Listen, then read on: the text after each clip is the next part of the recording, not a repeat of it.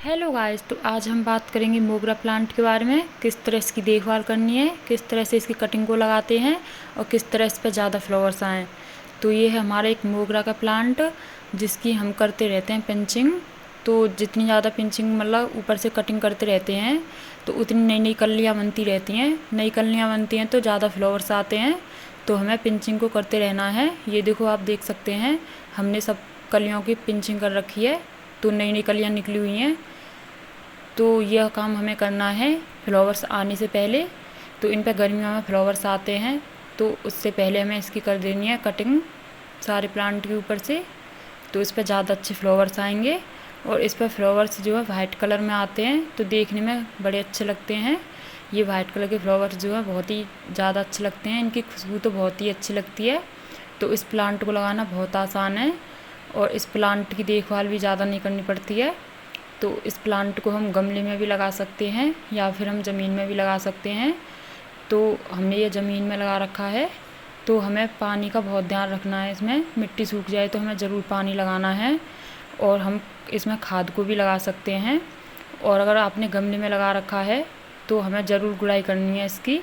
तो आप महीने में एक बार पेड़ की गुड़ाई ज़रूर करें। अगर आपका प्लांट गमले में लगा रखा है तो हम इसमें चाय की पत्ती लगा सकते हैं।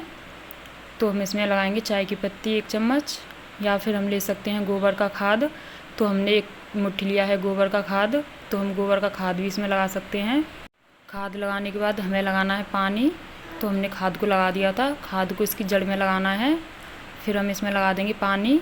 तो पानी लगा देना है हमें, और इसमें हमें पानी का ज़्यादा ध्यान रखना है क्योंकि इसकी मिट्टी जल्दी सूख जाती है। तो प्लांट जो है बेकार हो सकता है गर्मी की वजह से।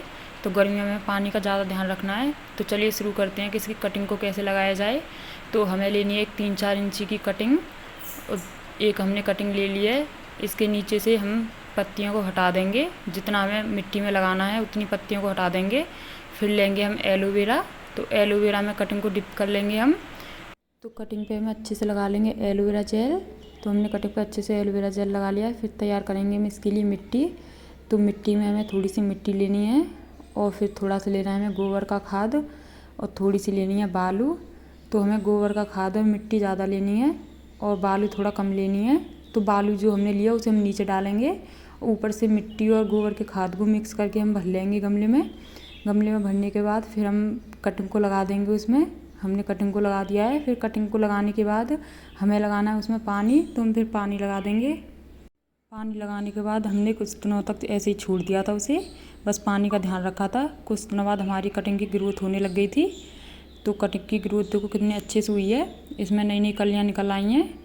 तो फिर कुछ दिनों बाद हम देखते हैं कि हमारी कटिंग बड़ी हो रही है। तो हमने इसकी कर दी थी पिंचिंग ऊपर से। तो पिंचिंग करने से होता है कि ज़्यादा जल्दी फ्लावर्स आते हैं इस पर। तो कुछ दिनों बाद फिर हम देखते हैं पिंचिंग करने के बाद हमारी कटिंग पे फ्लावर्स आ रहे थे। कितने अच्छे छोटे छोटे फ्लावर्स आए हैं इस पर, कुछ कलियाँ बनी हुई हैं। तो अगर वीडियो अच्छी लगी हो तो प्लीज़ लाइक शेयर सब्सक्राइब ज़रूर कर देना।